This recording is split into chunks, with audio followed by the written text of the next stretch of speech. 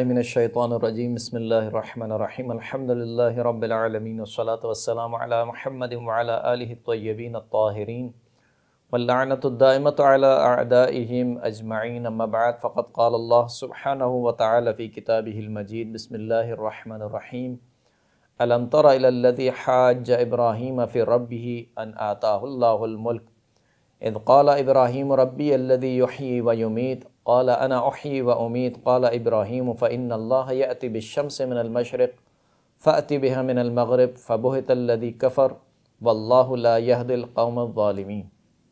محترم سامعین کرام، حضرت ابراہیم علیہ السلام کا قصہ آپ کی خدمت میں بیان ہو رہا تھا، اور حضرت ابراہیم علیہ السلام کے جو مناظرے جو خداوند کریم نے قرآن مجید میں ذکر ہوئے وہ آپ کی خدمت میں ہم پیش کر رہے تھے۔ پہلا مناظرہ حضرت ابراہیم نے اپنے چچا کے ساتھ کیا، دوسرا مناظرہ حضرت ابراہیم نے اجرام سماوی کو پرستش کرنے والے اور ان کی عبادت کرنے والوں کے ساتھ کیا، تیسرا مناظرہ حضرت ابراہیم نے بت پرستوں کے ساتھ کیا، یعنی اپنی قوم جو کہ بت پرست تھی ان کے ساتھ کیا، چوتھا مناظرہ جو خداوند کریم نے حضرت ابراہیم کا جس کا ذکر کیا وہ سورہ مبارکہ بقرہ کی آیت نمبر 258۔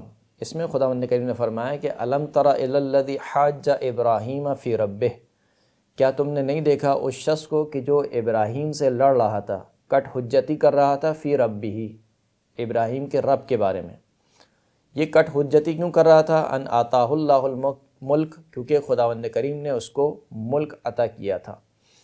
اب یہاں پر دو باتیں سمجھنے کی ہیں۔ پہلی بات تو خداوند کریم نے فرمایا کہ کیا تم نے نہیں دیکھا اس شخص کو کہ جو ابراہیم سے لڑ رہا تھا، فی ربہ، ابراہیم کے پروردگار کے بارے میں، یعنی یہاں پر جو مناظرہ ہے، یہاں پر جو گفتگو ہے، یہاں پر جو بحث ہو رہی ہے وہ در حقیقت ابراہیم کے پروردگار کے بارے میں ہو رہی ہے، کیونکہ وہ جو شخص ہے وہ تو خود اپنے آپ کو خدا مانتا ہے، وہ خود اپنے آپ کو رب مانتا ہے، اور یہ گفتگو، یہ جھگڑا بھی ربوبیت کے بارے میں ہو رہا ہے۔ یعنی حضرت ابراہیم کا جو اصل جھگڑا تھا، جو اپنی قوم سے، یا جو یہ والا مناظرہ ہے، یا اجرام سماوی والا جو مسئلہ تھا، اصل جو جھگڑا تھا وہ یہ تھا کہ وہ لوگ مانتے تھے کہ خداوند کریم ایک ہے اور خالق ہے، لیکن جو اس کائنات کی تدبیر ہے وہ مثال کے طور پر ان بتوں کے ہاتھ میں ہے، یا جو اس کائنات کی تدبیر ہے وہ ان چاند ستاروں کے ہاتھ میں ہے، سورج کے ہاتھ میں، یا یہ جو چوتھا والا مناظرہ ہے کہ جس میں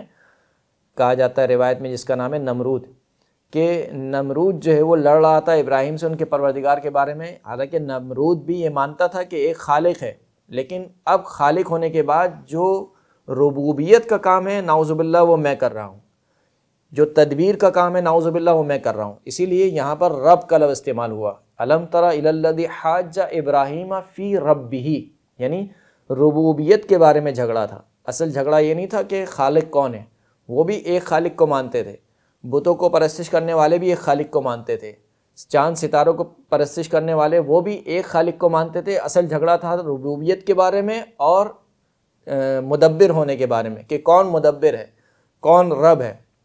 لہٰذا یہ نمرود، یہ بادشاہ ربوبیت کے بارے میں جھگڑا کر رہا تھا حضرت ابراہیم سے۔ یہ جھگڑا ہو کیوں رہا تھا؟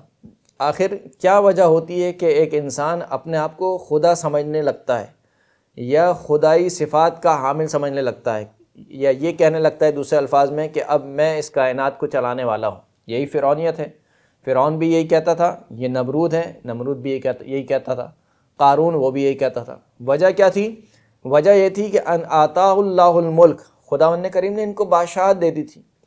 یعنی جب کرسی کا نشہ جسے کہتے ہیں وہ انسان کے سر پر چڑھتا ہے تو انسان پھر اس قدر سرکش ہو جاتا ہے کہ گویا خود اپنے آپ کو ہی خدا سمجھنے لگتا ہے، پھر یہ سمجھتا ہے کہ میں جو اس کرسی پر برا جمع ہوں، لہٰذا میرے اشارے پر سارے یہ نظام چل رہا ہے، میں کہتا ہوں کھڑے ہو جاؤ تو لوگ کھڑے ہو جاتے ہیں، میں کہتا ہوں بیٹھ جاؤ تو لوگ بیٹھ جاتے ہیں، تو گویا خود انسان اپنے آپ کو سمجھنے لگتا ہے کہ میں ہوں جو کچھ بھی ہوں۔ یہ میں انسان میں کیوں آتی ہے؟ ان آتاہ اللہ الملک، جب خداوند کریم کسی کو مال و ثروت دیتا ہے، بادشاہت دیتا ہے، تو پھر انسان کے اندر میں آ جاتی ہے اور وہ اپنے آپ کو کچھ سمجھنے لگتا ہے۔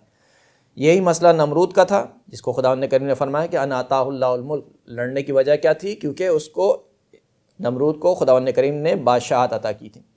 اسی طریقے سے اگر آپ دیکھیں تو فرعون کے بارے میں بھی یہی مسئلہ تھا۔ فرعون نے اپنی قوم سے کیا کہا؟ یا قومی الیس لی ملک مصر، اے میری قوم، کیا میرے لیے مصر کی بادشاہت نہیں ہے؟ یعنی کیونکہ اس کے بعد بادشاہت آ گئی تھی لہٰذا سمجھ رہا تھا کہ وہی خدا ہے، وہی جو ہے وہ اس کائنات کا نظام چلانے والا ہے۔ اسی طریقے سے قارون، وَآتَيْنَاهُ مِنَ الْكُنُوزِ مَا إِنَّ مَفَاتِحَهُ لَتَنُوءُ بِالْعُصْبَةِ أُولِي الْقُوَّةِ، ہم نے قارون کو ایسے خزانے دیے تھے کہ جس کی چابیاں بھاری برکم گروہ مرد اٹھاتے تھے۔ اور جب اس سے کہا گیا کہ بھئی تم یہ اس قدر اترا کے کیوں چلتے ہو، تو وہ کہنے لگا انما اوتیتہ علی علم، یہ سب کا سب تو مجھے میرے علم کی بنیاد پر ملا ہے۔ یعنی اس نعمت کے مقابل میں بجائے اس کے کہ یہ افراد جو نعمت دینے والا ہے اس کا شکریہ ادا کرتے اور اس کی عبادت کرتے، نعمت ملنے کے بعد یہ سمجھنے لگے کہ ہم ہی خدا ہیں، ہم ہی رب ہیں۔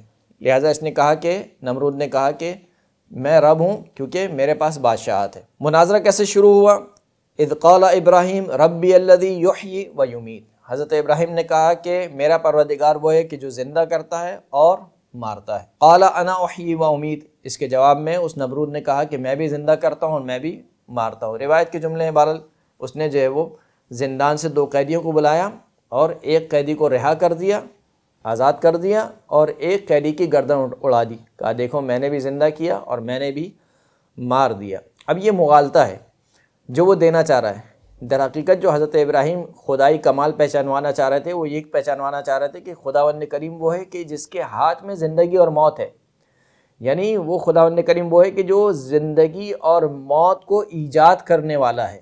جیسے کہ سورہ ملک میں خداوند کریم نے ارشاد فرمایا کہ تبارک الذی بیدہ الملک وہو علی کل شیء قدیر الذی خلق الموت والحیات لیبلوکم ایکم احسن عملا، کہ وہ پروردگار وہ ہے کہ جس نے موت کو بھی خلق کیا اور حیات کو بھی خلق کیا۔ یعنی پروردگار اس کی قدرت یہ ہے کہ وہ موت اور حیات کو ایجاد کرتا ہے، خلق کرتا ہے۔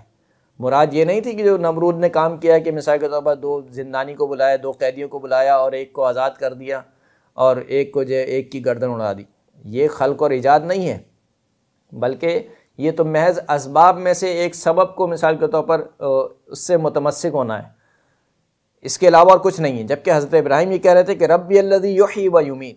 جب اس نے یہ مغالطہ کیا، جو سادہ لو عوام ہے، جو عوام الناس ہے، ظاہر سی بات ہے وہ جب یہ مغالطے کو سنے گی اور دیکھے گی تو وہ تو تالیاں بجائے گی، وہ کہے گی کہ ہاں ابراہیم نے جو ہے وہ بڑی صحیح جواب دیا کہ اس نے بھی جو ہے وہ ایک کو زندہ کر دیا اور ایک کو مار دیا۔ تو فوراً سے حضرت ابراہیم نے دوسری دلیل پیش کی جو اس سے بڑھ کر تھی، اس کا جواب نمرود کے پاس نہیں تھا۔ وہ کیا تھا؟ قال ابراہیم فإن اللہ یأتی بالشمس من المشرق فأت بها من المغرب، کہ میرا پروردگار وہ ہے جو سورج کو مشرق سے نکالتا ہے، تو سورج کو مغرب سے نکال کے دکھا۔ یعنی یہاں پر حضرت ابراہیم نے جو سمجھانا چاہیے بات، وہ یہ سمجھانا چاہیے کہ مالک وہ ہوتا ہے کہ جس کو اپنی ملکیت میں ہر قسم کا تصرف کرنے کی اجازت ہو، یعنی وہ اپنی ملکیت میں جیسا چاہے تصرف کر سکے، وہ چاہے الٹ دے، وہ چاہے پلٹ دے، وہ چاہے تو مثال کے طور پر دن ہو جائے، وہ چاہے تو رات ہو جائے، جیسا چاہے تصرف کرے۔ اگر تجھے مالک ہونے کا دعویٰ ہے، تو سمجھتا ہے کہ اس کائنات کی جو تدبیر ہے وہ تیرے ہاتھ میں ہے، اس کائنات کی جو ربوبیت ہے وہ تیرے ہاتھ میں ہے، اور تو اس کائنات کو اپنی ملکیت سمجھتا ہے، تو اپنی ملکیت میں تصرف کر۔ تیری ملکیت میں سورج نکلتا ہے مشرق سے اور غروب ہوتا ہے مغرب میں، اگر تو سمجھتا ہے کہ یہ تیری ملکیت ہے تو سورج کو مغرب سے نکال کے دکھا دے۔ فبہت الذی کفر، لیکن یہاں پر کافر مبہوت ہو کر رہ گیا، اس کے پاس کوئی جواب نہیں تھا، نہ وہ یہ کام کر سکتا تھا۔ اب یہ ایسی پختہ دلیل تھی کہ اس دلیل کے سامنے اس بادشاہ کو بھی سر تسلیم خم ہو جانا چاہیے تھا، اور جو اس کی قوم تھی اس کو بھی سر تسلیم خم ہو جانا چاہیے تھا، لیکن ایسا نہیں ہوا، بلکہ وہ اپنے کفر پہ اٹے رہے اور ڈٹے رہے، کہ جس کے جواب میں خداوند کریم نے ارشاد فرمایا کہ واللہ لا یہدی القوم الظالمین، خداوند کریم ظالم قوم کو ہدایت نہیں دیتا۔